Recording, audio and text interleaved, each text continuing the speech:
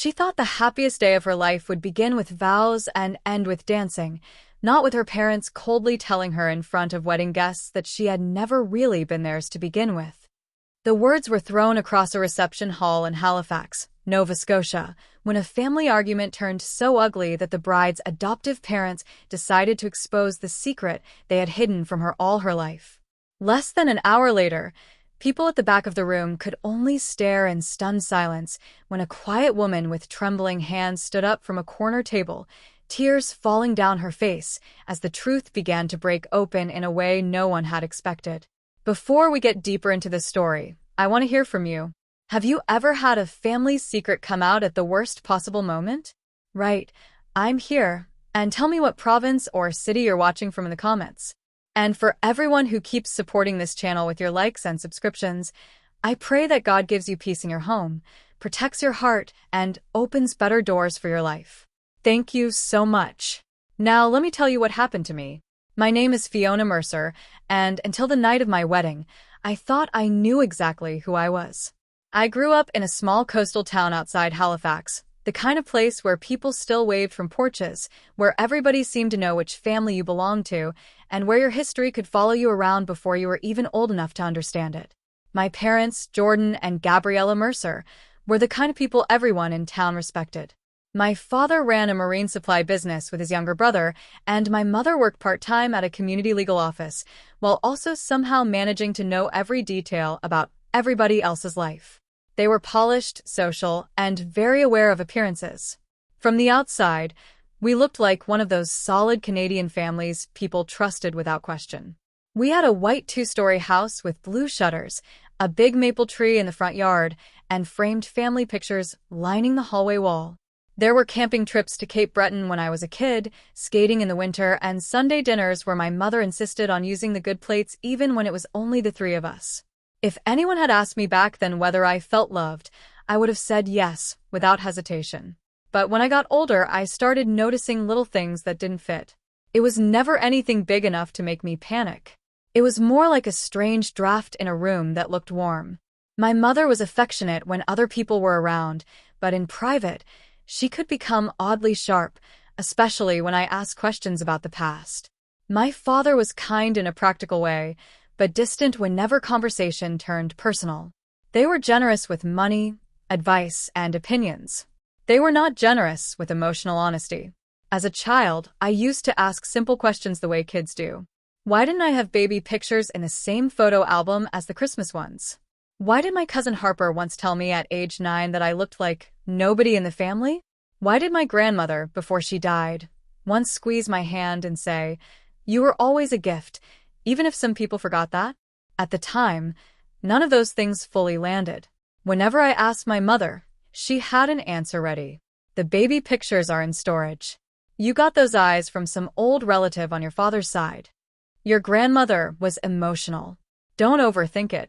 That phrase became a pattern in my life. Don't overthink it. I heard it so often that I started training myself not to question the things that felt strange. When I was 13, I found a folded piece of paper inside a desk drawer while looking for tape. It had my full name written across the top in my mother's handwriting, but underneath it was another name I didn't recognize. Fiona Elise Calloway. I remember staring at it, confused, because my last name had always been Mercer. Before I could look at it more closely, my mother came into the room, saw it in my hand, and snatched it away so quickly that it scared me. "That's an old clerical mistake," she said. I remember the exact way she said it, too fast, with a smile that didn't reach her eyes. Then she added, "Honestly, Fiona, you have to stop making drama out of nothing." I was only 13, and I already felt embarrassed for having noticed something. So I let it go. That became another pattern. By the time I was in university in Halifax, I had become the kind of daughter who didn't push too hard. I studied communications, worked part-time at a local bookstore, and came home often enough to keep my mother happy. She liked saying I was grounded. What she really meant was manageable. Then I met Kevin Walsh. Kevin was the opposite of everything tense in my family. He was calm, funny, and warm in a way that made people relax around him almost instantly. He worked as a project coordinator for a construction company in Dartmouth, had a younger brother named Joshua who joked constantly, and parents who treated me like a person instead of an extension of a family image. The first time I went to his parents' home for Thanksgiving, his mother asked me what kind of pie I liked and actually waited for my answer. I nearly cried in her kitchen, and I remember feeling ridiculous for reacting that strongly to something so normal. Kevin noticed, of course. He noticed everything. He was the one who gently asked why I looked so tense whenever my mother called. He was the one who asked why I laughed off comments that clearly hurt me.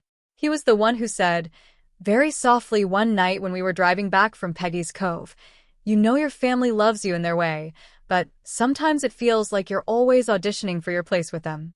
I stared out at the dark road and didn't answer him, because he was right. Even after we got engaged, I kept trying to be the daughter my parents wanted. I invited my mother into every wedding decision, even when she made the process exhausting. I let her criticize venues, dresses, flowers, and guest lists. I let my father decide which family friends had to be invited because it would look disrespectful not to include them. I smiled through comments about cost, timing, tradition, and what would reflect properly on the family. There were moments that should have told me something deeper was wrong. Once, during a dress fitting in Halifax, my mother watched me step out in a simple ivory gown and said, "It's lovely, but I don't know. Sometimes I look at you and feel like I just can't read you." I laughed awkwardly and asked what that was supposed to mean. She shrugged. "Nothing. You've always felt separate." Separate. Not different. Not independent. Separate. Even then, I tried to explain it away in my head. Wedding stress. Her personality. My own sensitivity. That was how I survived in that family. I renamed pain until I could carry it. Still, there were good moments too. I don't want to lie and make my entire childhood into something dark and empty. My father taught me how to ride a bike in a school parking lot after hours. My mother sat beside me all night when I had pneumonia at 16. They helped pay for school. They came to my graduation. They hugged me when Kevin proposed. That's part of why what happened at my wedding broke me so deeply. Because betrayal hurts most when it comes from people whose love was real enough to confuse you. The wedding itself took place in late September, when Nova Scotia was cold in the morning and glowing gold by afternoon. We held the ceremony at a restored waterfront venue near Halifax Harbor, not far from the boardwalk, with big windows overlooking the water and a reception hall lit by hanging warm lights that made everything look softer than real life. The trees had just started turning, and there was that clean salt and autumn air that always made me feel like the world was both ending and beginning at the same time.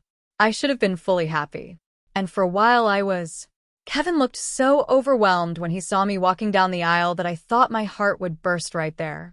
He had tears in his eyes and that little smile he always got when he was trying not to cry in front of people. Joshua was standing beside him as best man, grinning like he had personally organized the entire emotional moment. My bridesmaids were Harper, my cousin, and my two closest friends from university, Genevieve and Giselle.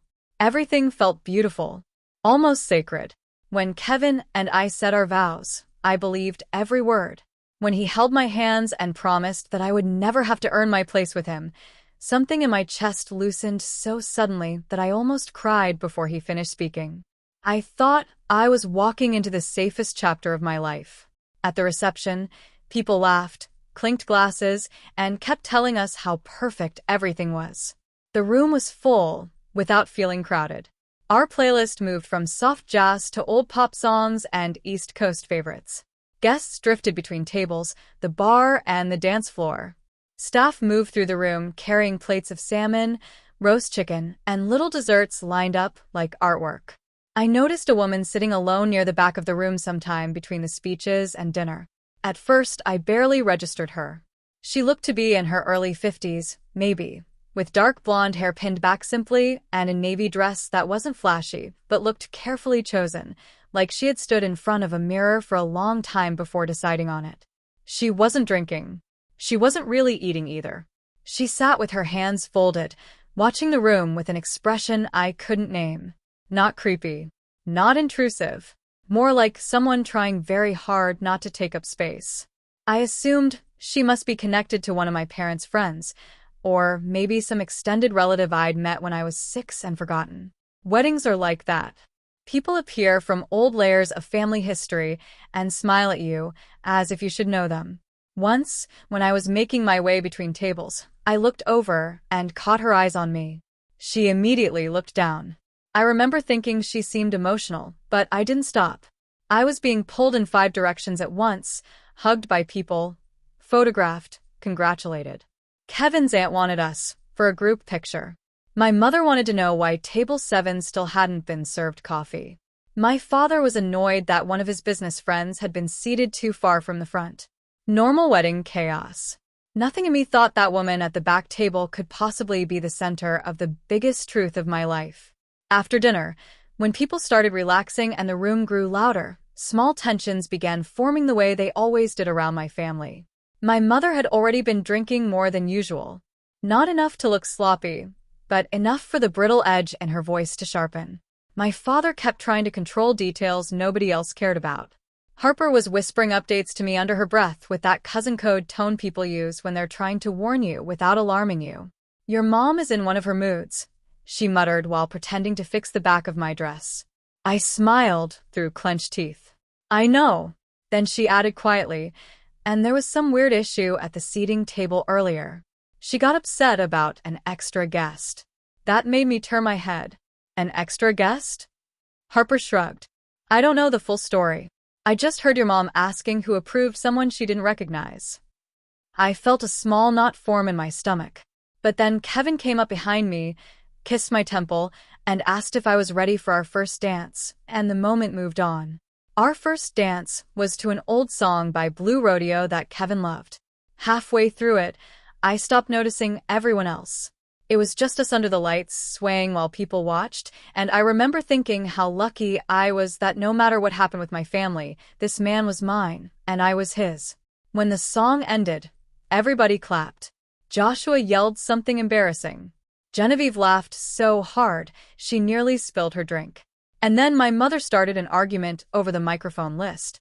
It sounds ridiculous now, but family explosions often begin in the smallest way. A cousin wanted to say a few words. My father said the speeches had already run too long. My mother snapped that his side of the family had taken over the evening anyway. One of my aunts tried to calm her down. Someone mentioned the place card confusion. My mother demanded to know who had brought that woman in blue, without asking. I froze. Because suddenly I knew she meant the woman at the back table. People nearby began looking around. The atmosphere shifted fast, like warm water turning cold all at once. "I'm sure there's an explanation," I said, trying to smile. But my mother wasn't listening to me anymore. She was staring across the room with the kind of hard focus that meant she had locked onto something and would not let it go. "I asked a simple question," she said too loudly. "Who invited her?" The music had faded. Conversations started thinning out. Guests were turning in their chairs. Kevin stepped closer to me. "Let's not do this right now." My father came up behind my mother and said through his teeth, "Gabriella." But she pulled her arm away from him. "No," she snapped. "No, I'm done covering. For everybody. I want to know who she is and why she's here staring at my daughter like she has some claim." My breath caught at that word. Claim. The woman at the back table had gone. Completely still. She looked like she wanted the floor to open beneath her. I started walking in my mother's direction, my heart pounding hard enough to make my ears ring. "Mom, please. Stop. If there's a problem, we can talk privately." That should have been the end of it. Any decent parent would have let me lead them away. Any decent parent would have remembered where we were, what day it was, what this moment was supposed to be. Instead, my mother looked straight at me with a face I had never seen so clearly before. Not drunk, not confused, just angry enough to stop pretending. "You want to know the truth?" she said. The room went silent. My father said, "Gabriella, don't." But she was already past the point of caring. "All right, Fiona," she said, her voice cutting through the room. "Since this woman seems so desperate to look at you all night, maybe you should know. You were adopted. You are not my blood, and you never were." I swear I stopped breathing. For a second, The room itself seemed to tilt. The lights blurred. The sound in the hall disappeared so completely that all I could hear was the blood rushing in my ears. I stared at her and thought, no. Not because I didn't understand the words. Because some part of me instantly knew they were true. That was the worst part. Not hearing them. Recognizing them. My father moved toward me, but I stepped back so quickly I nearly stumbled over the hem of my dress. Kevin caught my elbow before I fell.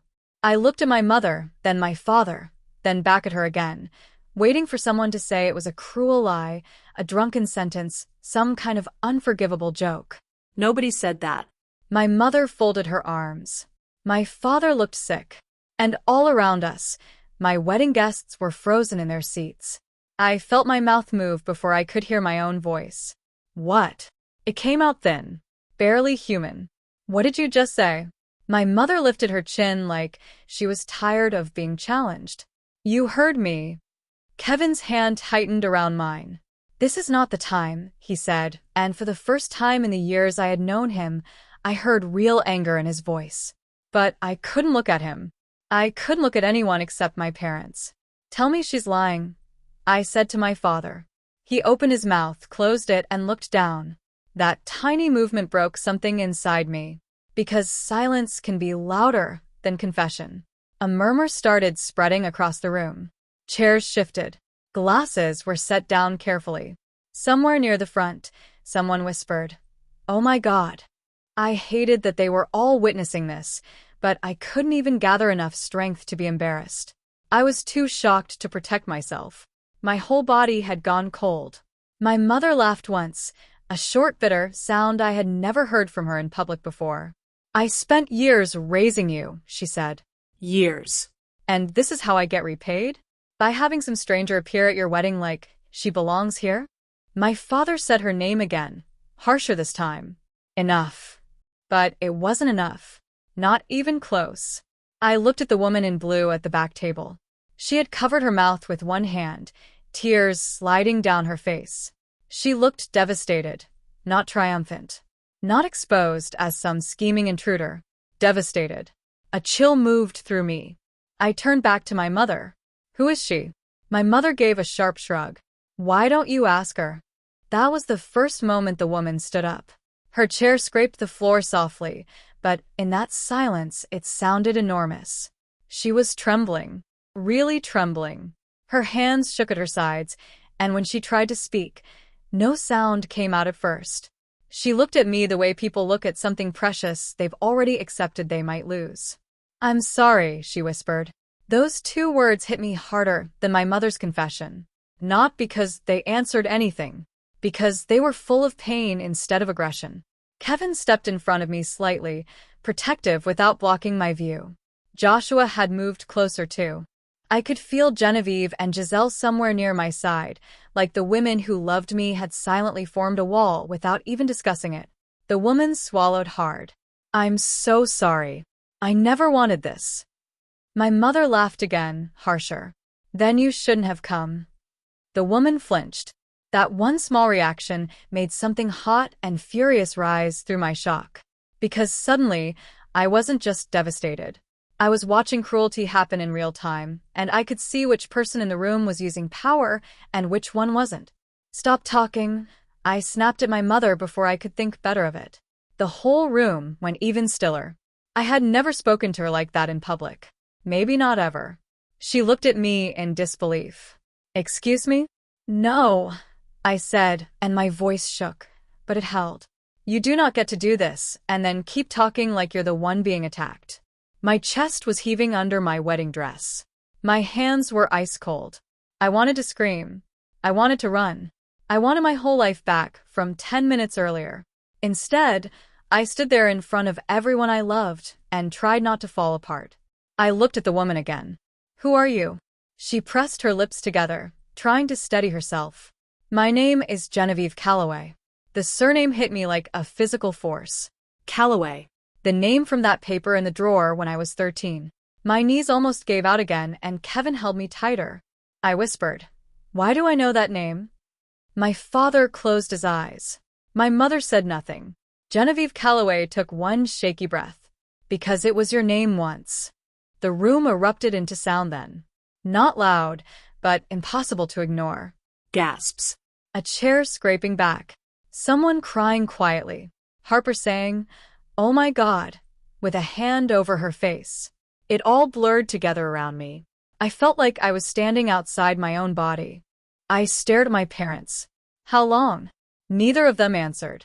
"How long?" I repeated, louder. My father finally spoke, and his voice sounded tired in a way I had never heard before. "Since you were a baby." A sound escaped me that I still can't describe properly. It was half sob, half laugh, the kind of sound a person makes when reality becomes so unbearable that the body no longer knows what to do with it. "Since I was a baby," I repeated. "And you never told me?" My mother's face hardened again, defensive now that the secret was fully out. "We were going to tell you." "When?" I shot back. "At my 40th birthday? At your funeral? In another room full of strangers when you got angry enough to use my life as a weapon?" Kevin said very quietly, "Fiona." He was trying to ground me, not silence me. I knew that, but there was no grounding me anymore. Not that night. My father rubbed a hand over his face. "This isn't how we wanted it to happen." "You had decades," I said. "Decades." I looked at Genevieve, at the woman at the back table, at the stranger who maybe wasn't a stranger, at the person whose face suddenly looked familiar in a way I hadn't noticed before because my mind never had a reason to see it. The shape of her eyes, the line of her mouth, the way her chin trembled when she was trying not to cry. Something inside me felt like it was splitting open. I should have been angry at her too. Maybe part of me was. But what I saw standing there wasn't danger. It was grief. My mother took a step forward. "She gave you up." Every head in the room seemed to turn back toward her. Genevieve shut her eyes like the sentence was a blade she had expected and still couldn't quite survive. I looked between them and realized, with sickening clarity, that this wasn't the first time they had built a story around me without my consent. It was just the first time I had heard it out loud. And somewhere beneath the shock, beneath the humiliation and the raw public pain of being exposed on my own wedding night, one thought began growing louder than the others. If they lied about this, what else had they lied about? That question sat like ice in my chest while the room waited for someone to break first. And I knew, even before the night was over, that whatever happened next would divide my life into two parts forever, everything before that sentence and everything after it. That was the moment my wedding stopped feeling like the start of a marriage and became the beginning of a truth I had never been allowed to touch. After that first explosion, nobody in the room really knew what to do. There is no social script for a bride being told in front of her wedding guests that she was adopted, especially not by the very people who had hidden it from her. The DJ stood frozen by his equipment. The servers had quietly stopped moving. My bridesmaids looked like they were prepared to physically escort someone out if necessary. Kevin's mother had tears in her eyes. My father seemed like a man watching his own house burn down while still holding the match. And my mother, somehow, still looked like she believed she had been wronged. That part still stuns me when I think back on it. I turned to Genevieve Calloway again, unable to stop myself from repeating the question that now felt like the center of the universe. "Why are you here?" She pressed trembling fingers against the back of the empty chair in front of her, almost as if she needed it to remain standing. "I didn't come to hurt you," she said. "I swear I didn't." My mother gave a disgusted little scoff, but several people turned toward her in a way that told her she had already lost the room. Genevieve looked straight at me. "I found out about the wedding through extended family connections. Not from them," she added, glancing briefly toward my parents. "I've been trying to find you for years, but I never wanted to destroy your life. I only wanted," her voice broke. "I only wanted to see you. Just once. Happy. Safe." Grown. I planned to leave before the night was over. That hurt in a completely different way, because there was no greed in her face. No entitlement. No demand. Only restraint. And somehow restraint can be more devastating than desperation, because it shows you how much someone has already denied themselves. I looked at my mother again. "Is that true?" She rolled her eyes. Actually rolled her eyes, as if this entire thing was becoming inconvenient for her. I'm sure she has a version of events she likes to tell. Kevin took one step forward. Gabriella, enough. His voice was low and controlled, but there was steel in it now. She looked at him sharply. Don't you take that tone with me at my daughter's wedding. Kevin didn't even blink. This is my wife's wedding too. And right now, you're humiliating her. That was one of the first moments that night when I felt the ground beneath me again, just for a second. Not because the pain lessened, but because he stood beside me so firmly that I knew I was not completely alone inside it. My father finally spoke up in a rough voice. We should go somewhere private. I laughed. It was ugly, breathless, almost hysterical. Private? You want privacy now? Nobody answered. I looked around the room at all the people I loved and barely recognized the scene. White linens, half-finished wine glasses, candles flickering, my wedding cake still untouched on the display table, a room built for celebration holding something else entirely. Harper walked up carefully and took my bouquet out of my hand. I hadn't even realized I was still holding it. Do you want me to clear the room? She asked softly. I shook my head at once. No. I don't know why I said that so quickly. Maybe because if everyone left, it would become easier for my parents to start controlling the story again. Maybe because I needed witnesses now. Maybe because some instinct deep inside me knew that secrecy was how this had lived for so long. No more secrecy. I turned to my father. Tell me everything. He stared at me for a long moment, then sat down heavily in the nearest chair as though his legs could no longer support him. He looked older than he had that morning. Much older. My mother stayed standing. That told me everything about both of them before either one spoke. My father folded his hands and said, You were adopted when you were an infant, just a few months old. From whom? He hesitated. Genevieve answered instead, very quietly. From me. The word mother had not been spoken yet, but it was in the room with us already. I felt my throat tighten. My father continued, It was arranged privately through family contacts. Your mother, he stopped, corrected himself with visible effort. Gabriella and I had been trying to have children for years. It wasn't happening. There were complications, losses, his voice trailed off. For a brief second, I could see the younger version of them, grieving, wanting a child, desperate in some human and painful way. And if the story had ended there, maybe I could have held compassion and anger in the same hand. But it didn't end there, because I asked the only question that mattered next. Why didn't you tell me? And neither of them had a good answer. My father gave a weak one first. We thought it would confuse you. I let out a hollow laugh. At 5? Maybe, I said. At 10? at 16? At 25? Today. My mother crossed her arms. We were your real parents in every way that mattered. There it was. That sentence.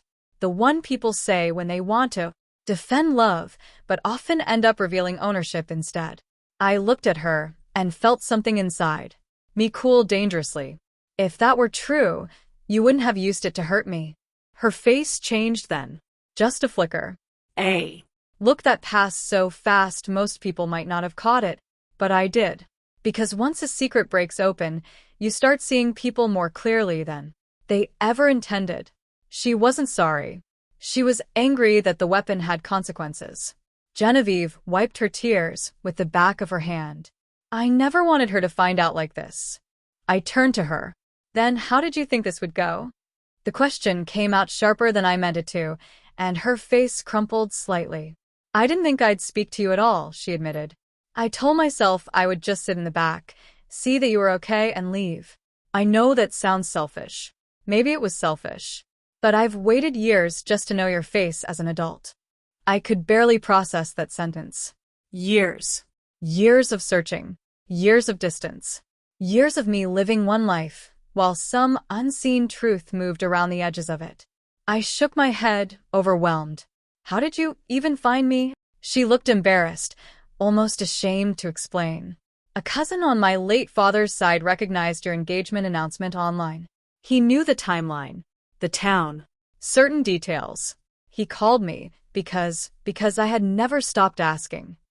The room was silent again, but now it felt different. Not shocked. Listening. My mother muttered, "Unbelievable." Kevin's brother Joshua said from somewhere behind me, "No, what's unbelievable is keeping this from her for her whole life." I heard several guests murmur in agreement. My mother's head turned sharply toward the sound, but for once she seemed to understand she no longer had social control over the room. I looked at my father. Did everyone know? "No," he said immediately. Then, after a pause, "A few people did." I glanced at Harper. Tears filled her eyes. "I swear I didn't know," she said before I could even ask. "I knew there were weird silences around some topics, but I didn't know this. Fiona, I swear." I believed her. Then I looked at my Aunt Giselle, my father's sister, who had suddenly become very interested in her napkin. And in that moment I knew. She looked up, saw my face, and started crying at once. "Oh, honey," she whispered. My stomach turned. "How long have you known?" She covered her mouth and shook her head. I didn't know all the details. Not at first. Just enough to understand that there was history. Jordan asked me not to say anything. I closed my eyes. It wasn't only the secret that hurt. It was the architecture of it. The years of adults building a silent agreement around my life while smiling at me across dinner tables and Christmas mornings. When I opened my eyes again, I realized I had started shaking. Kevin took both my hands. "We can leave," he said softly. Right now. "We don't owe anyone anything." Part of me wanted that. To disappear. To rip the veil out of my hair, leave the ballroom, get in the car, and drive until the ocean was the only voice I could hear. But another part of me was too rooted to move. Too stunned.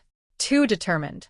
Too unwilling to let my mother's anger become the final version of this night.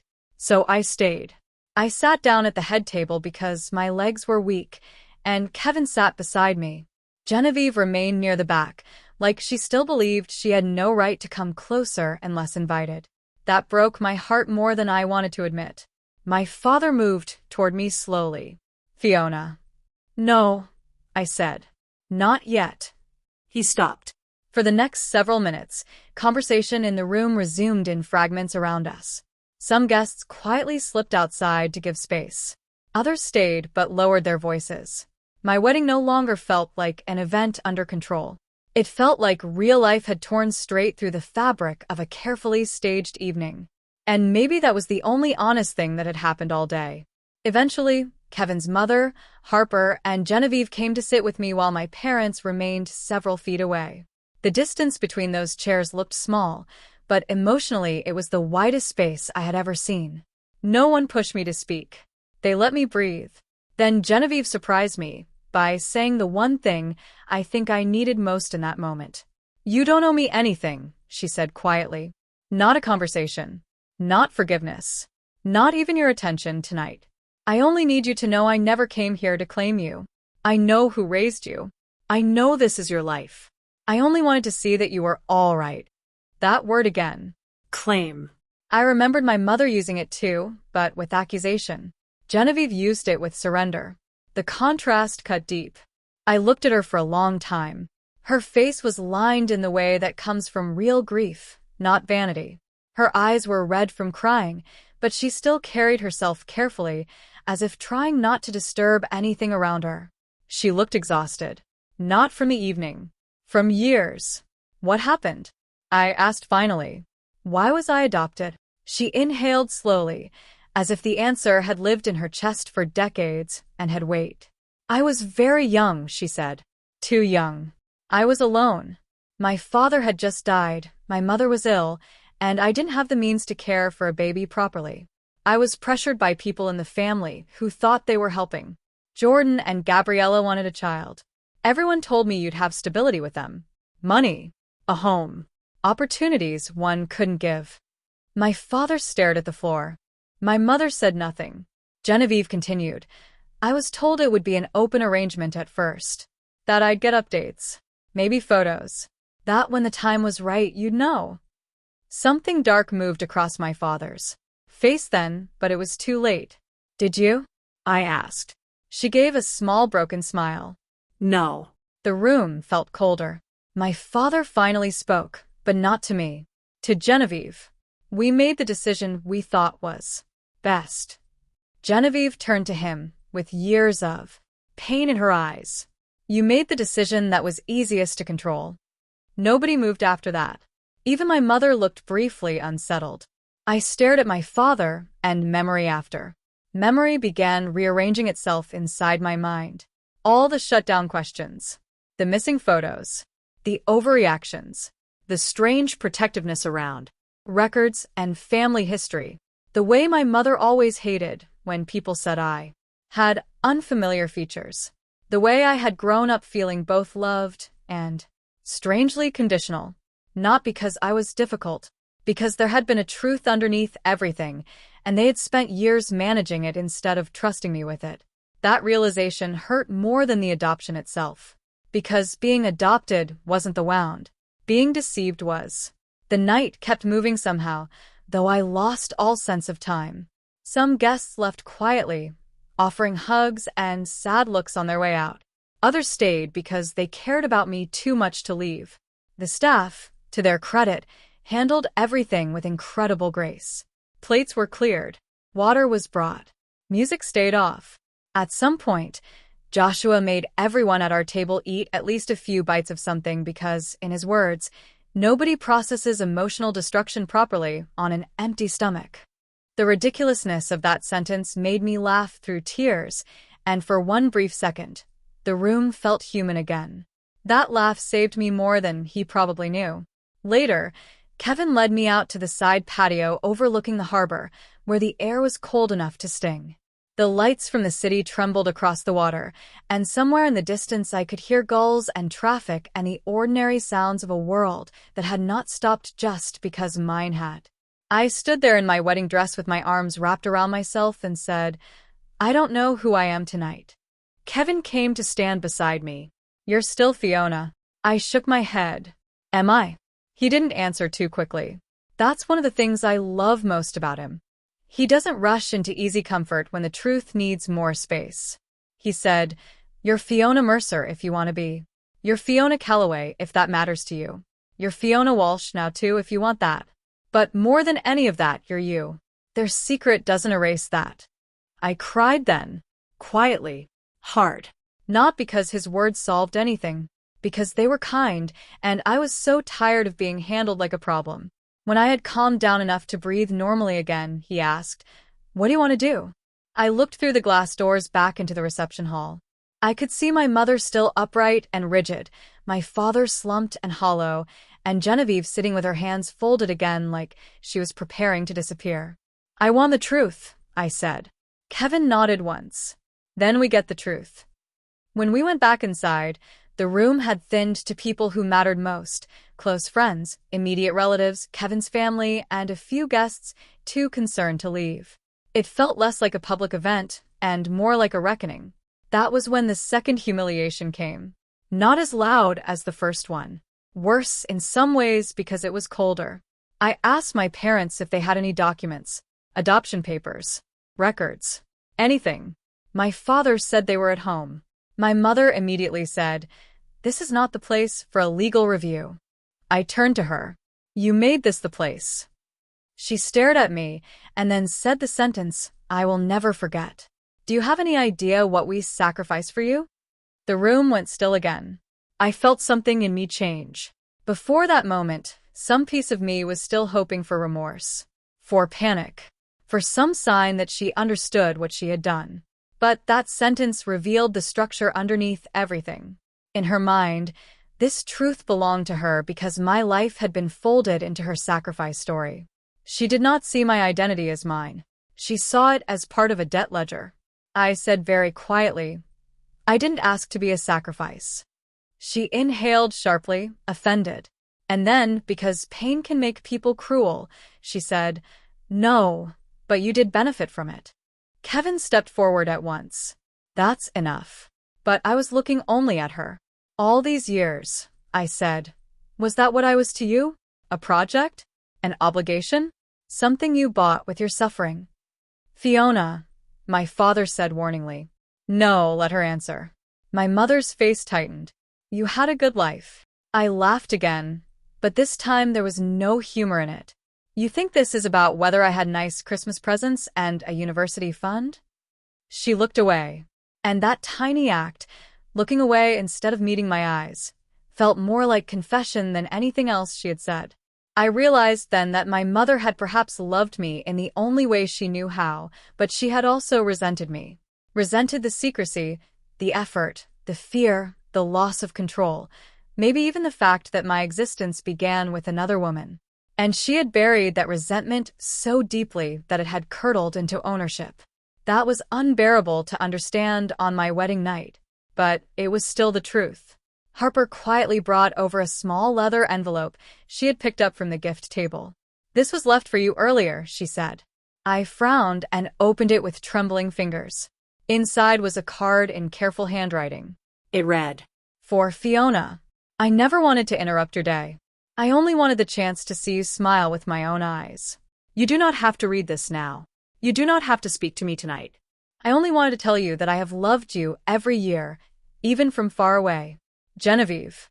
Folded behind it was an old photograph, a baby wrapped in a pale blanket, and a much younger Genevieve, maybe in her early 20s, holding that baby with an expression so full of love and fear that I felt my throat close immediately. On the back of the photo, in faded ink, were the words, "Fiona Elise, 3 months old." My whole body went numb. It was the first baby picture of myself I had ever seen. Not the first one that existed. The first one anyone had ever allowed me to have. I lifted my head slowly and looked at my parents. My father had gone white. My mother looked furious. And that told me more than any speech could have. There were records. There were photos. There had always been proof. They hadn't simply forgotten to tell me. They had actively kept pieces of me from me. I clutched the photo so tightly I was afraid I would bend it. Then I looked at Genevieve, who seemed horrified that Harper had given it to me in the middle of all this. "I brought it in case," she whispered. "In case somehow I got the chance to leave you something. That's all." My vision blurred again, because the picture wasn't aggressive. It wasn't a demand. It was an offering. Tiny. Careful. Almost apologetic. And suddenly the woman at the back table did not feel like the threat my mother had tried to make her into. She felt like the first person in that room who understood the weight of not taking more than she was given. I sat down again because I thought I might collapse. That photograph stayed in my lap while the rest of the evening changed shape around me. A few of Kevin's relatives began quietly packing up decor and gifts so staff wouldn't have to do everything. My bridesmaids took turns keeping people away from me unless I wanted them there. Joshua brought coffee. No one really drank. Kevin stayed close enough that our knees touched whenever I sat. Genevieve remained nearby, but never imposed. And my parents slowly became two figures I could not emotionally reach anymore. By the time the venue manager gently told us they could keep one side room open for as long as we needed but would need to start closing the main hall, I knew one thing for certain. I was not going home with my parents that night. Not emotionally. Maybe not ever again in the same way. The final break of that first half of the night happened when my father quietly asked if Kevin and I wanted to come by the house the next day to talk. He said there were documents, letters, things that needed explaining. He looked shattered, and part of me almost felt sorry for him. Then my mother said, "We need to handle this before people start talking too much." And just like that, the little thread of pity inside me snapped. Because there it was again. Image first. Not me. Not truth. Not grief. Not damage. People talking. I stood slowly, wedding dress rustling around my legs, baby photograph still in my hand, and looked at both of them. For the first time in my life, I said, "I think I understand that I was never afraid of the truth. I was afraid of what the two of you would do to protect yourselves from it." Neither of them answered. My father looked like he might cry. My mother looked like she was losing control and didn't know how to live without it. And I knew then that whatever I found in those documents tomorrow, whatever story had been hidden in drawers and boxes and carefully edited family memories, my life with them had already changed forever. Because some secrets don't just reveal facts. They reveal character. And that night, on the same evening I became a wife, I also became a daughter who no longer knew which parents had actually been honest with her heart. That was the real beginning of everything. I barely slept that night. Kevin and I ended up in a hotel suite his parents had booked for us near the waterfront, the same room that was supposed to feel romantic and peaceful after the reception. My wedding dress hung over the back of a chair like evidence from someone else's life. My shoes were kicked off near the window. My veil had been dropped on the sofa beside my bouquet, and one of the pins still caught the light every time a car passed below. Everything in the room looked bridal. I did not feel like a bride. I sat on the edge of the bed in one of Kevin's sweatshirts, with that baby photograph still in my hand.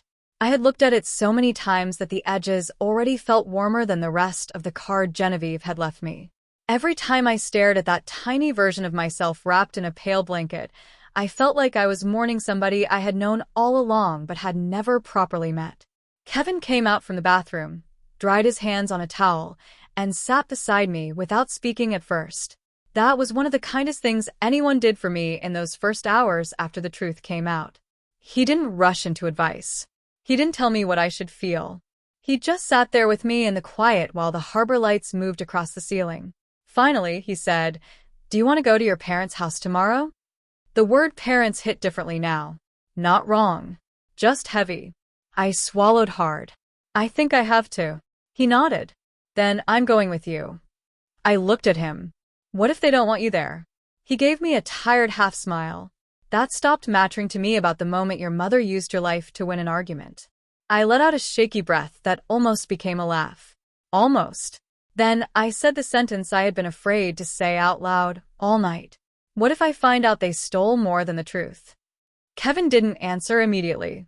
He rested one hand over mine, the one holding the photo. "Then we deal with that too," he said.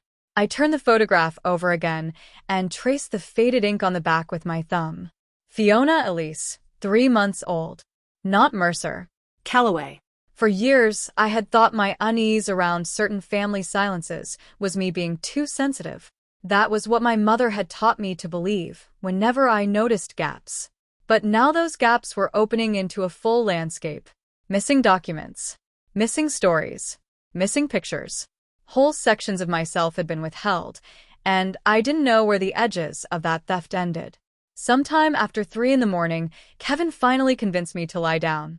I slept in pieces. Short, broken stretches filled with old memories rearranging themselves in ugly new ways. My grandmother's strange comment. My mother's face when I found that paper at 13. The way my father avoided personal questions. The back table at the wedding. Genevieve's trembling hands. The room going silent. When I woke up, the first thing I felt was not confusion. It was grief. That surprised me. I expected rage, humiliation, disorientation. I felt all of that too, but grief sat deepest. Not grief for one person. For several versions of my life at once. The child who didn't know. The woman who trusted too much. The bride who thought the biggest emotion of her wedding would be joy. By late morning, Harper, Genevieve, and Giselle had all texted me. Harper wrote first. "I'm outside your hotel with coffee and baked goods. You do not have to be social. I can leave it at the desk and vanish like a classy emotional support ghost." That made me smile for the first time since the reception. Genevieve's message was much shorter. "I am so sorry for last night. I never wanted the truth to reach you through pain. I will stay away unless you ask. Otherwise." And Giselle, my aunt, the one who had known something, wrote, "I owe you more honesty than I've ever Given. I'll tell you whatever I can if you decide you want that." I stared at all 3 messages for a long Time. Then I answered only Harper first. "Come up." She arrived in jeans, a wool coat, and the expression of someone trying very hard not to look too sad too quickly. The second she saw my face, her own crumpled. "Oh, fie," she whispered. I stood up and hugged her so hard I thought I might break apart in her arms. She brought coffee for me, tea for Kevin, and a paper bag full of muffins and breakfast sandwiches none of us really wanted, but all of us needed. We sat around the little hotel table while she gave us every detail she had observed from the reception, partly because she knew I needed facts, not fog. She was there early, Harper said, meaning Genevieve. Before most guests. She spoke to the front desk staff quietly, asked if there was a way to leave a card for you without disturbing anything, and then took the back table when someone from the venue said an extra seat could be added. She was nervous the whole time. She wasn't acting entitled. Honestly, she looked like she might leave every 10 minutes. That mattered to me more than I expected. Not because it erased the shock, but because it confirmed what I had already felt in the room. Genevieve had not arrived like a woman trying to reclaim something. She had arrived like a person asking permission from the air itself. Harper took a sip of coffee, then said carefully, "There's something else."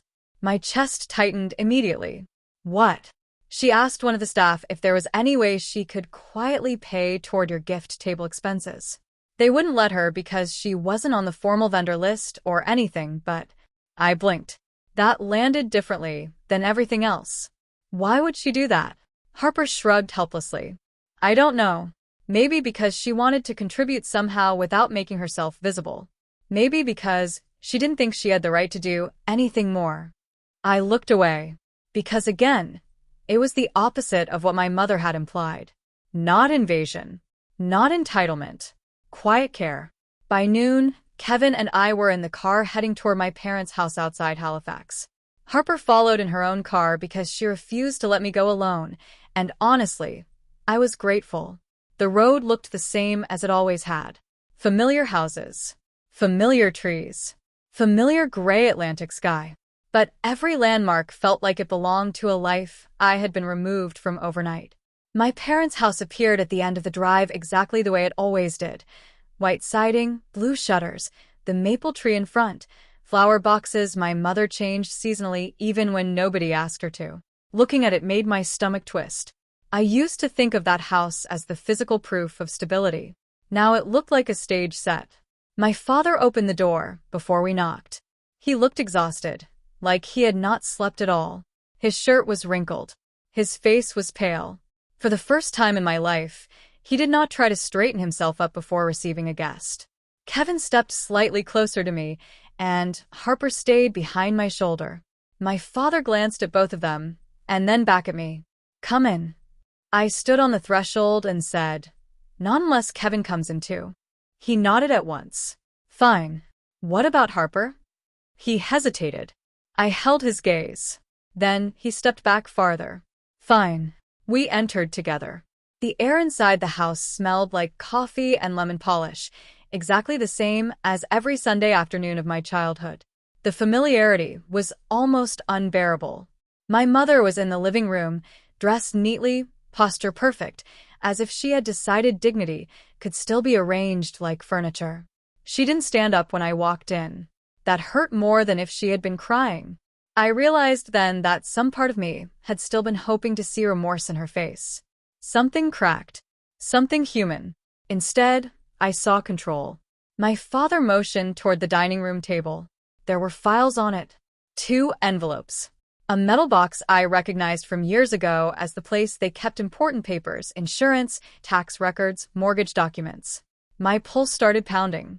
My father sat down first.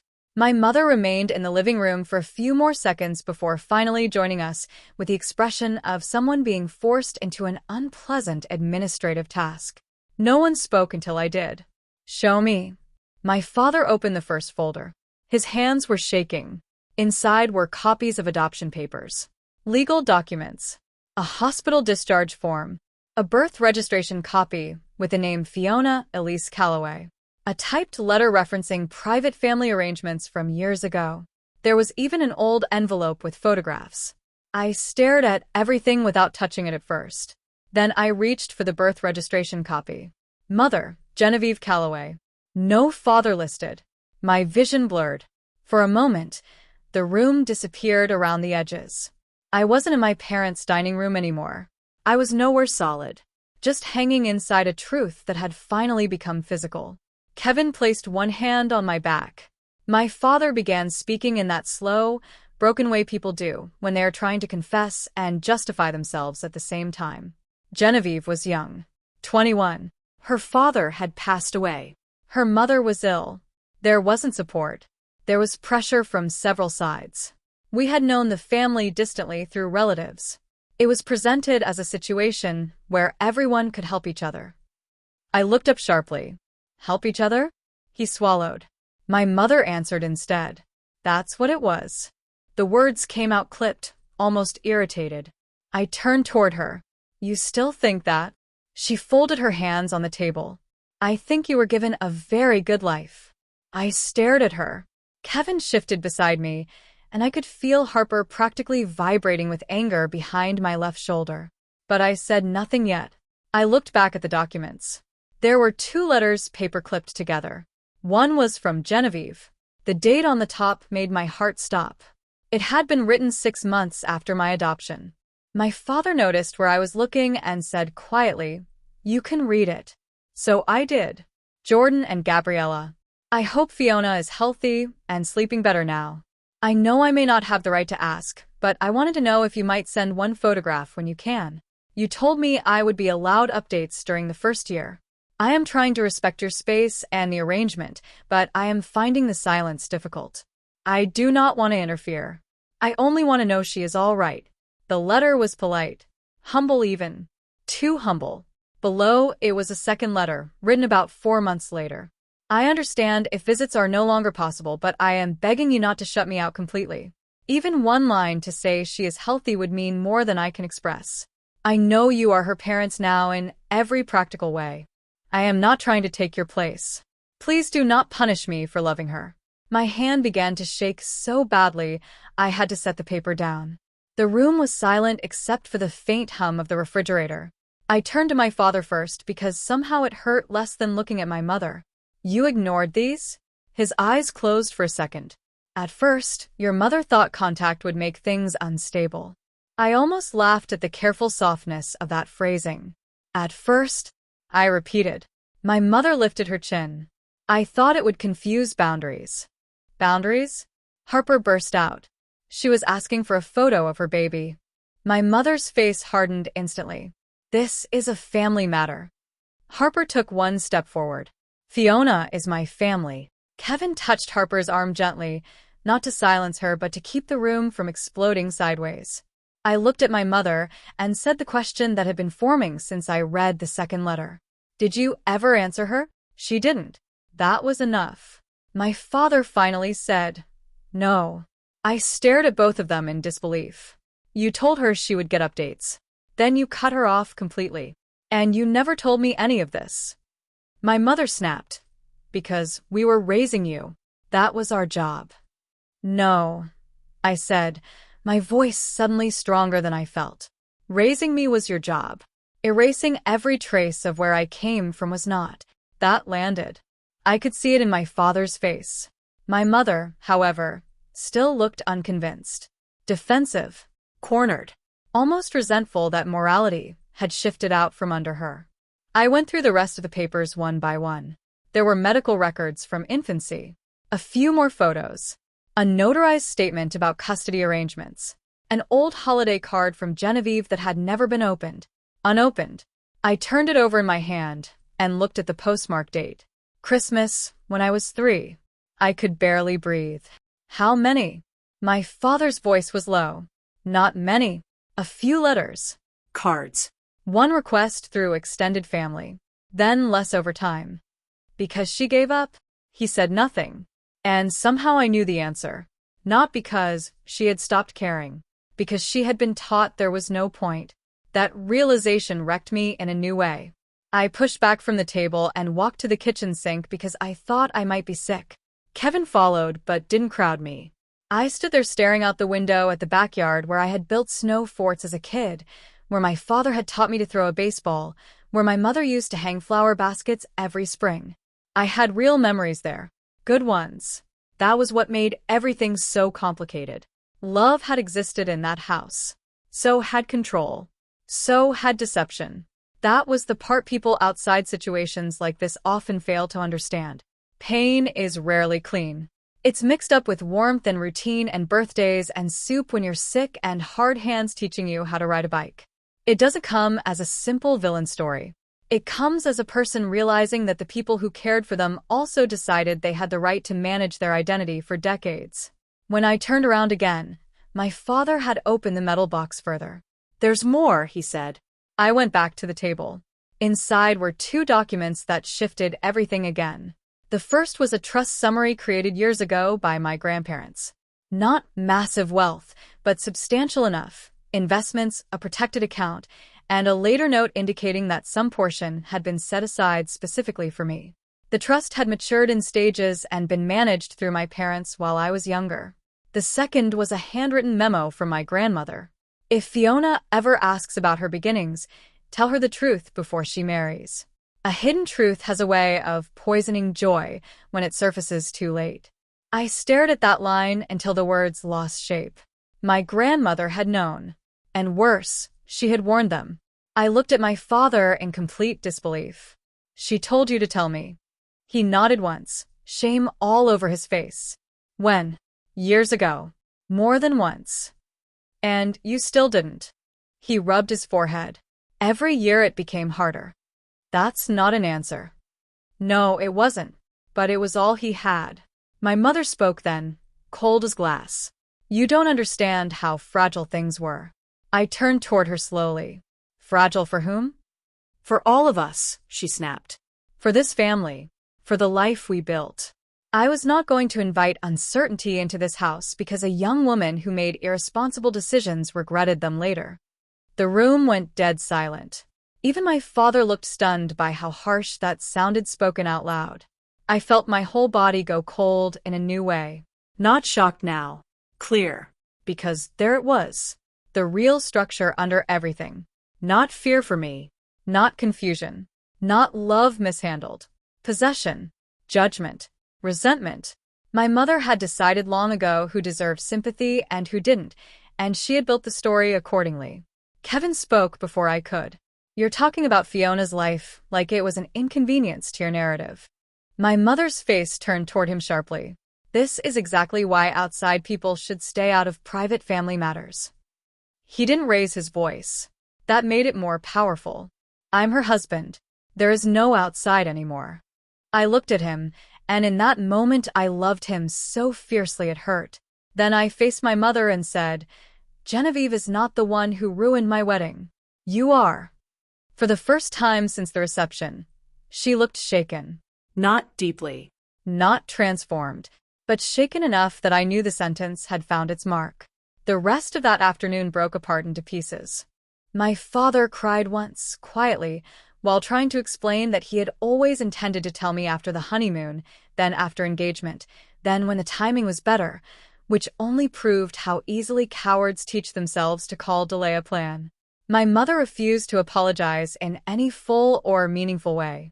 At best, she said things like, I'm sorry it came out like that, which is not an apology.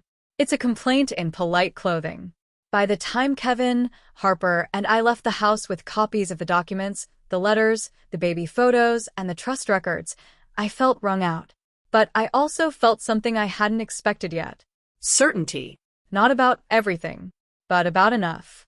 Enough to know I was not crazy. Enough to know my instincts as a child had been right. Enough to know Genevieve had not abandoned me in the heartless, simple way I had been led to imagine. Enough to understand that my grandmother had tried, in her own limited way, to stop this exact kind of damage before it happened.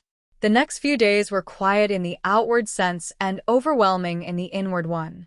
Kevin and I postponed our mini honeymoon to Prince Edward Island without even discussing it much. Neither of us had the energy to perform normalcy on a beach somewhere. Instead, we stayed in Halifax, moved between his parents' house and our apartment, and let the world shrink to only what mattered. My phone filled with messages. Some kind. Some curious in a way that disguised gossip. Some from relatives suddenly eager to clear things up. I ignored almost all of them. The only person I eventually agreed to see outside Kevin and Harper was Genevieve. We met in a quiet cafe in Dartmouth on a rainy Thursday afternoon. The kind of place with wide windows, local art on the walls, and people working silently over laptops while soft music played in the background. I arrived 10 minutes early because my nerves were so bad I couldn't sit still at home. When Genevieve came in, she looked almost startled to see me already there, as if she had still been half convinced I would change my mind. She wore a simple gray coat. No dramatic makeup. No performance of emotion. Just a woman carrying years in her shoulders. When she sat down, she said, "Thank you for coming." I nodded, but didn't trust myself to speak yet. For a minute, we just held our coffee cups and looked at each other. It was strange. Intimate in a way that had no right to exist so quickly, but also awkward because biology is not a shortcut to familiarity. I did not know her favorite color. I did not know how she took her tea. I did not know what kind of laugh she had when she was truly relaxed. And yet, I already knew the shape of my own mouth and hers. That realization made my chest ache. She reached into her bag very carefully. "I brought a few things, but only if you want them." I swallowed. "What things?" "Copies of letters I wrote that were returned. A few photographs from when you were born. A bracelet from the hospital." And she hesitated. "A journal. Not a diary exactly. Just notes. Little entries over the years on birthdays. Holidays. The first day of school season, even though I didn't know where you went. Things I wanted to say in case I ever found you." I stared at her. Nobody had ever kept a record of me like that before. Not emotionally. My mother documented achievements.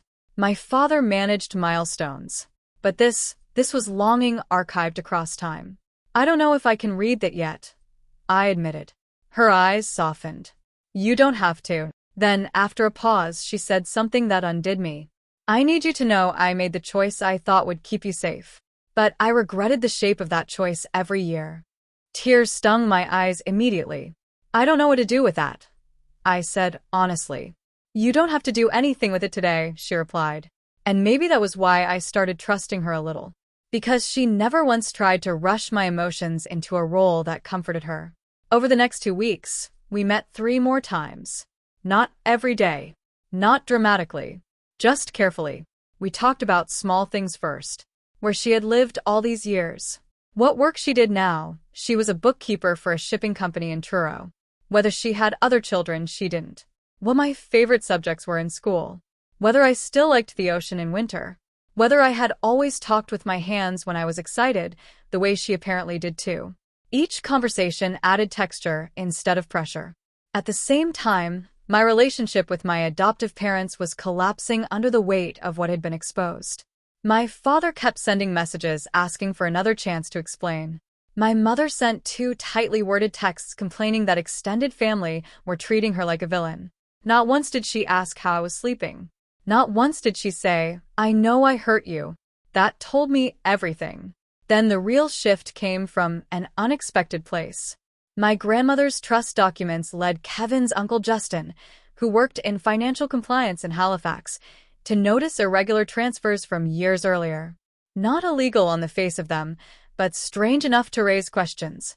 Some of the money designated for me had been moved through accounts my parents managed at a time when I was in university. The spending was vaguely described. Household support, educational balancing, family restructuring, terms broad enough to hide behind. I stared at the statements in disbelief. "It doesn't necessarily mean theft," Justin said carefully when he reviewed the papers with us one evening at Kevin's parents' dining table. "But it definitely means you deserve a proper accounting." Harper, who was eating crackers out of stress more than hunger, muttered, "Funny how every mystery around Fiona's life ends with adults deciding she doesn't need full information." Exactly. That was when I stopped thinking of this as only an emotional betrayal. It was a pattern. Information withheld. Narratives controlled. Decisions made in my name without my knowledge. And once I saw that pattern, I couldn't unsee it. Kevin helped me contact a lawyer in Halifax named Landon Pierce, a calm, thorough man recommended by one of his parents' friends. He wasn't dramatic, which I appreciated. He read everything, made notes, and said, "This is primarily a family and disclosure matter right now, but you should formally request documentation related to trust administration and any related disbursements. Also, given how public the wedding incident became, I suggest you communicate in writing wherever possible from now on." That sentence changed the tone of everything. From then on, I stopped taking emotional phone calls and started keeping records. It was strange how quickly the girl who had once accepted every "don't overthink it" became a woman printing emails and organizing files into labeled folders. But pain will either collapse you or educate you. Sometimes both. By early October, everything came to a head because my parents wanted to host Thanksgiving dinner as though tradition might still function like glue. They sent a message through my father saying the family needed to come together privately, clear the air, and stop outsiders from shaping the situation. Outsiders. The word irritated me so deeply that I agreed to go almost immediately. Not because I wanted peace. Because I was done having important truths spoken in side rooms where only the powerful got to define what had happened. So I said I would come. But not alone. Kevin would be with me. Harper too. Justin had agreed to attend because some of the trust questions involved family oversight. And after 2 full days of staring at the message thread, I made another decision that frightened me and soothed me at the same time. I invited Genevieve. I nearly threw up after sending that text. Come to Thanksgiving. I don't know what will happen, but I don't want another room where people talk about you without you there. She responded 20 minutes later. Only if you're absolutely sure. I wasn't absolutely sure. But I was sure enough. By the time Thanksgiving arrived, the trees across Nova Scotia had deepened into burnt orange and red. The air was sharper, the kind of weather that makes people pull their coats tighter and speak in little white clouds outside doorways. My parents' house looked beautiful that day. Warm. Seasonal. Inviting. The lie of it nearly made me laugh. Inside, extended family had already gathered. My Aunt Giselle. A cousin or two. My father's brother. A few others orbiting the edges of the crisis, half concerned and half desperate for it not to become their problem. The turkey smell filled the house. Candles burned in the dining room. Dishes steamed on the counter. A perfect family table. Until I walked in with Kevin on one side, Harper behind me, Justin carrying a slim folder, and Genevieve 2 steps back in a dark coat with both hands clasped, as if she might still turn around and leave. The silence that hit that room was almost physical. My mother went pale. Truly pale. For 1 second, nobody moved. Then my father stood up, so fast his chair scraped the floor. "Fiona," he said, stunned. I took off my coat slowly and handed it to Kevin. Then I looked around the room at every face that had either known something, suspected something, or benefited from not asking too many questions. "No more back tables," I said. Nobody answered. My mother found her voice first. "You invited her into my house?" I met her gaze evenly. No. "I brought my mother to a family dinner." You could have heard a pin drop.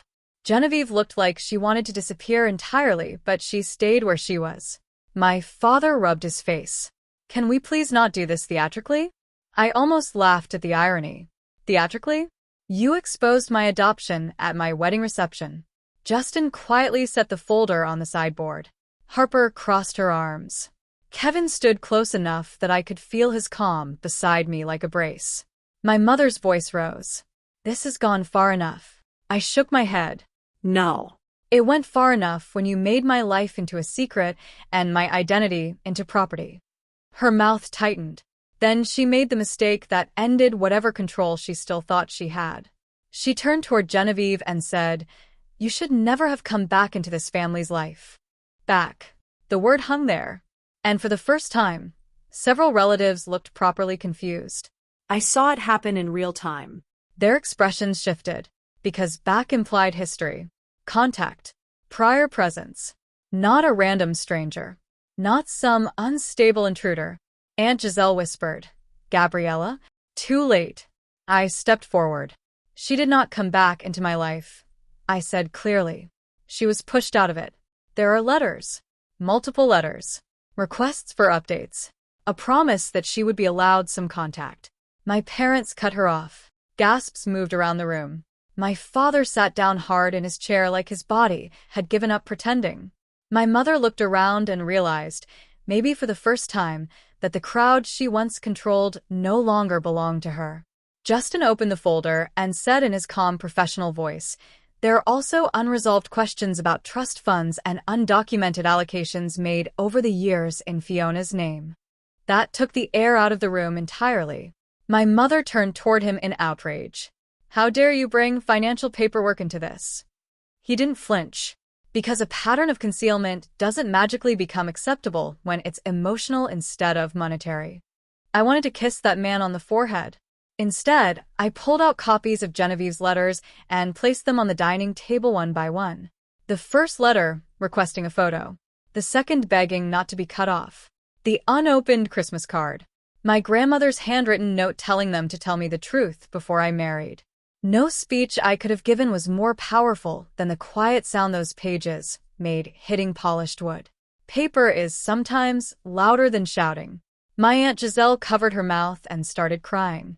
My father's brother muttered, "Jesus, Jordan." Kevin said nothing, but I could feel the fury in the stillness of him. My mother's eyes moved over the documents, like she was trying to calculate which one was most dangerous. Then she said, "You're all acting like we kidnapped her. We raised her. We loved her. We gave her everything." Genevieve spoke then, and her voice was not loud, but everyone heard it. "I never asked you not to love her," she said. "I asked you not to erase me from her life so completely that she would one day learn who she was as a public humiliation." My throat tightened instantly, because that was it. That was the cleanest summary of the wound. Not adoption. Erasure. My father broke then. He put both elbows on the table and covered his face with his hands. When he looked up, he was crying openly. "I was wrong," he said. "I was weak, and I let things keep going because every year it felt more impossible to fix. I thought I could protect everyone by delaying it."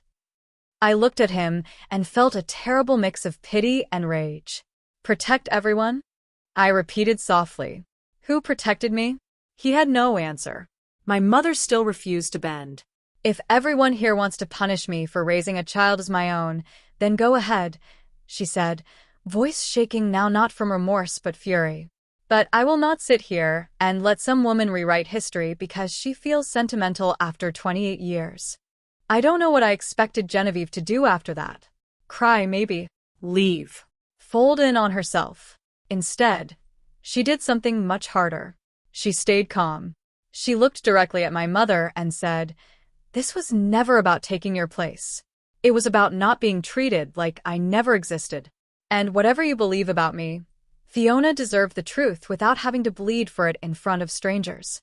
My mother stood up, so abruptly her chair tipped backward. And that was the moment the room turned completely. Not because of volume. Because of contrast. One woman was clinging to ownership. The other was speaking from loss. People know the difference when they see it closely enough. The rest unfolded faster than I expected. Justin explained, in clear practical terms, that he would be helping me request a full accounting of the trust funds. Landon, my lawyer, had already drafted the request letter. Kevin's father, who had stayed quiet until then out of respect, finally said in a grave voice that what happened at the wedding had been disgraceful and that if this family truly loved me, the least they could do now was stop treating transparency like an attack. Harper read aloud my grandmother's note because my hands were shaking too badly to do it myself. And then, in the middle of that dining room where I had spent years trying to be agreeable enough to remain loved, my mother looked around and realized she had lost the ability to narrate reality for everybody else.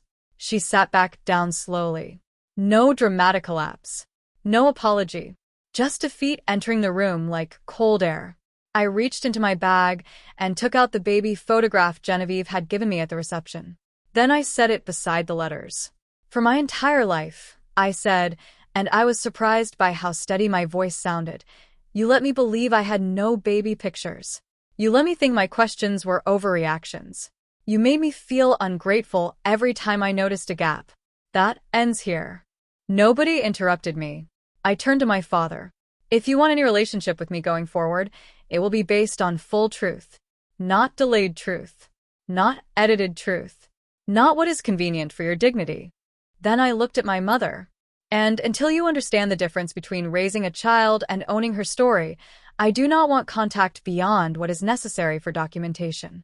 Her face changed then. Maybe she had expected anger. Maybe she had expected drama. I do not think she expected boundary. That was the consequence she could not fight with emotion. The room stayed silent while the meaning of that settled over everyone. For the first time in my life, the truth stood right in the middle of all of us, and nobody, not even my mother, could push it back into a drawer. After that dinner, everything became simpler in some ways and sadder in others. The trust accounting took time, and I won't pretend the administrative side was emotionally glamorous. It was paperwork, requests, statements, and formal letters. Some of the money had indeed been used in ways that should have been disclosed more clearly to me. Not every dollar had been stolen, but enough had been moved carelessly and opaquely that it destroyed whatever financial trust remained. My father eventually agreed to a mediated repayment arrangement without dragging the matter into a full legal battle, which told me he knew exactly how indefensible parts of it looked when written plainly. My mother did not attend the mediation. That was so typical of her that I almost found it funny. My father and I had 2 more difficult conversations over the following month. In one of them, he admitted that my grandmother had argued with my mother for years about telling me. In another, he said he had convinced himself love would make the secret forgivable once I finally learned it. I told him something I had only just begun understanding myself. Love doesn't excuse manipulation, I said. It makes it more painful. He cried again. I didn't. Not because I was cold, because I was tired. As for my mother, she retreated into injured pride. Through relatives, I heard versions of her complaint, that she was being painted unfairly, that nobody understood what infertility and fear had done to her, that modern people were too quick to judge complicated family arrangements. I actually agreed with one tiny piece of that. Family arrangements are complicated, but cruelty is not. Using my identity as a weapon was not complicated. Hiding letters was not complicated. Cutting off a woman who had begged only for proof I was alive was not complicated. Those were choices. That distinction became the backbone of my healing. Over time, my relationship with Genevieve deepened in the gentlest way possible. Not suddenly, not like a film. We were careful with each other. Sometimes we met for lunch in Halifax. Sometimes she came to our apartment and brought blueberry loaf or soup or old stories she wasn't sure I wanted. Once, she brought the tiny hospital bracelet and placed it on my kitchen table like something sacred. I cried for almost 10 minutes before I could touch it. Another time, she showed me a faded photo of herself at 21 standing outside a small apartment building in Truro with a forced smile and frightened eyes. This was around the time I signed the papers, she said. Everyone kept telling me I was doing the mature thing. I don't think anyone noticed I looked like I was disappearing. That sentence stayed with me, because I knew something about disappearing to keep other people comfortable. The first time she laughed freely in front of me was over something stupid. Kevin had burned grilled cheese and insisted it was artisan char, and Genevieve laughed so suddenly and warmly that I heard my own laugh inside hers. We both stopped and looked at each other afterward with that strange, tender shock people feel when resemblance becomes audible. There was no replacing anyone. That was never what this became. It became addition, a widening, a truth that made room where secrecy had made walls. By Christmas, Kevin and I finally took the honeymoon we never had, only this time it wasn't a performance of untouched joy. It was quieter. Better, actually. We rented a little place near the coast for a few days, walked by the water in heavy coats, and cooked simple meals. One morning, while snow blew sideways off the Atlantic, Kevin looked at me over coffee and said, "You seem more solid."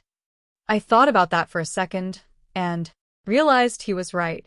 Not happier in some naive, sparkling way, but more solid, because I was no longer spending energy defending lies I didn't know I was defending. Spring came slowly, the way it always does in Nova Scotia. The snow melted into gray patches, then mud, then finally green. Kevin and I settled into married life properly at last, not as people untouched by pain, but as people who had already learned something important in the first year. A good marriage is not built by avoiding hard truths. It is built by standing beside each other when the truth is heavy. Genevieve came for Easter dinner at Kevin's parents' house. That mattered. Not because it was dramatic, but because it was ordinary. Kevin's mother asked her if she preferred tea or coffee. Joshua made a joke no one should have laughed at, but everybody did. Harper brought dessert and announced that if anyone created emotional tension before she had cheesecake, she would start charging fees. Genevieve looked overwhelmed twice and had to step into the hallway once to cry quietly, but when she came back, nobody made a spectacle of it. They simply made space. That was the kindest thing.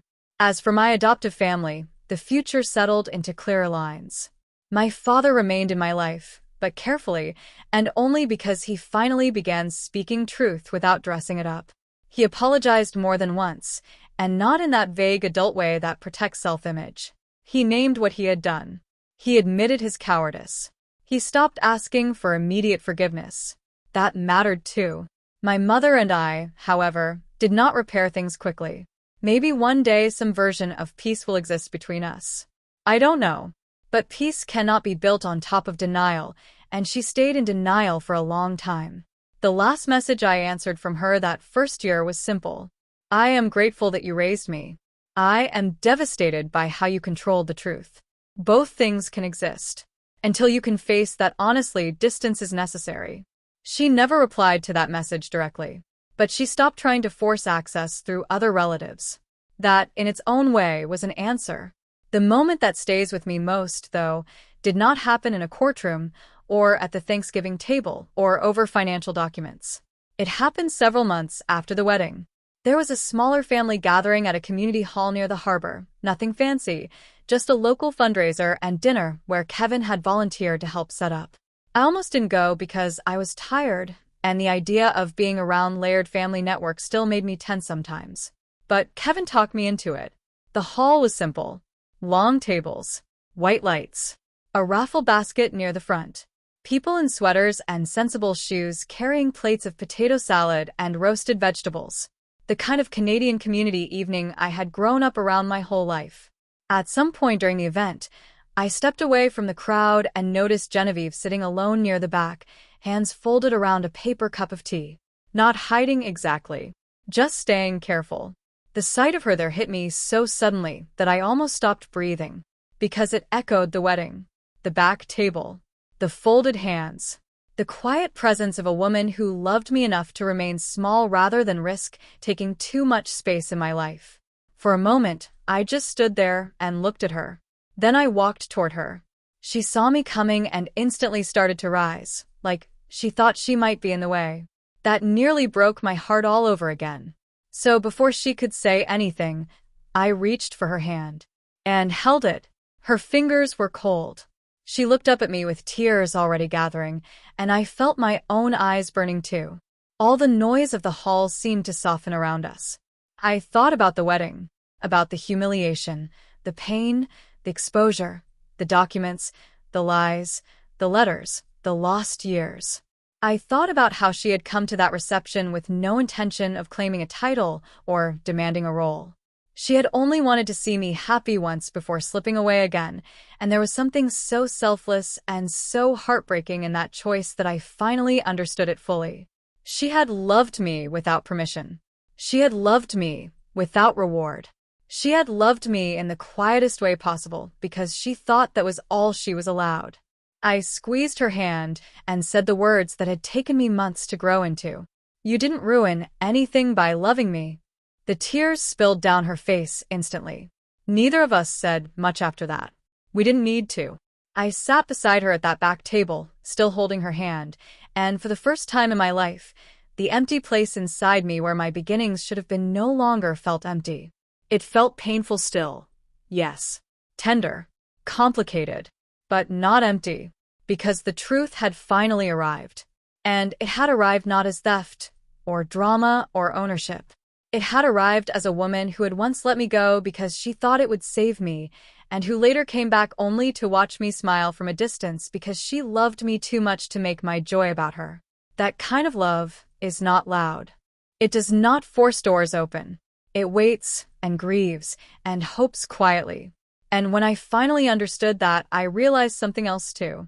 I had not lost all my family that year. I had found out who they really were. Now, Kevin and I are building a life that feels honest in a way my old one never did. We have routines I treasure, Saturday groceries, windy walks by the water, bad television at night, coffee that's always a little too strong. Harper is still practically part of our household. Joshua still says ridiculous things at serious moments. Genevieve visits often enough that my kitchen now has a tea she likes stocked beside mine. It isn't a perfect ending. I don't think real life gives those. But it is a true one. My father is trying. My mother is still far away in more ways than one. Some relatives repaired themselves beautifully once the truth came out. Others revealed that comfort mattered more to them than honesty. And me? I'm still learning that identity is not something other people get to manage for your convenience. I'm still learning that gratitude does not require silence. I'm still learning that love without truth eventually turns into control. But I'm also learning that family can be rebuilt in truth, even after being damaged by secrecy. And whenever I think back to that wedding reception, to the worst moment, the most humiliating one, the second my world split in two, I don't only remember the cruelty anymore. I also remember the woman at the back table. The one who came only to see me happy. The one who could have demanded but didn't. The one who stood up in tears not to take over my life, but because my pain had become too visible to sit through in silence. The one whose hand I eventually held because it was time. From everything I went through, I learned that the truth may arrive late, but it is still kinder than a lifetime of carefully managed lies. I also learned that the people who love us most selflessly are not always the loudest ones in the room. And if you ever discover that your story has been hidden from you, please remember this. Asking for the truth is not betrayal. Sometimes it's the first real act of love you can give yourself. Before I close this story, I want to ask you something. Do you believe family is only about who raises you, or does truth matter just as much as love? Tell me what you think and mention where in Canada or anywhere else you're listening from. And honestly, after everything I lived through, I still think this. The people who can love without controlling are the ones we should protect closest to our hearts. If this story moved you, share it with someone who needs it, leave a like, and subscribe so you don't miss the next story.